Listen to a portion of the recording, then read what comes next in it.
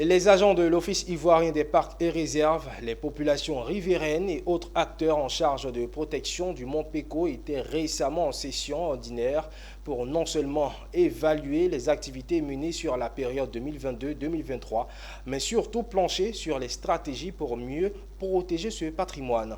Au cours de cette réunion, les populations riveraines ont réclamé la réalisation d'activités génératrices de revenus pour freiner d'éventuelles recolonisations du parc. Le reportage de Théodore Kanga.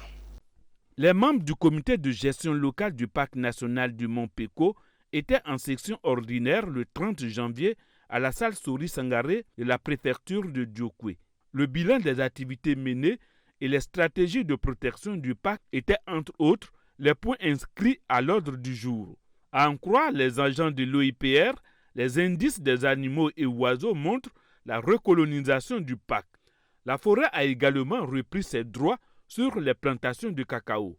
C'est fort de ces résultats que le colonel Gonto Gbassaa, représentant le DG de l'OIPR, a félicité le directeur des zones ouest et ses éléments.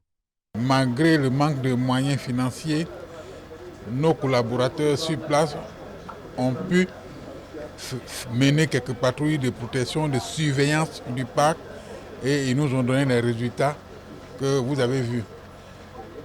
Les résultats nous disent effectivement que le parc national du Mont Péko est bien conservé aujourd'hui grâce aux mesures prises depuis 2016 par le gouvernement de Côte d'Ivoire.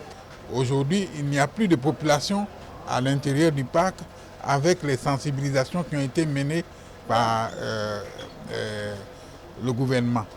Le préfet de la région du Guémon, Cissé Ibrahima, s'est réjoui de la reprise des activités. L'autorité préfectorale a invité les riverains à s'impliquer davantage dans la protection du parc. Les préoccupations qui sont liées à la bonne gestion de cet important parc, toutes ces préoccupations seront solutionnées. Donc nous commençons l'année avec de très belles perspectives. Alors la reprise de nos activités, c'est un signal fort pour tous les riverains. Parce qu'il y a certains qui pensent que il peut y avoir un retour en arrière possible. Ce n'est pas possible. Pour rappel, le parc national du Mont Péko avait été infiltré à la faveur de la crise post-électorale de 2002. 14 années plus tard, soit en juillet 2016, le gouvernement ivoirien a décidé le déguerpissement des occupants avec l'arrestation de Amandé Oremi, chef des infiltrés. Depuis lors, le parc se reconstitue progressivement.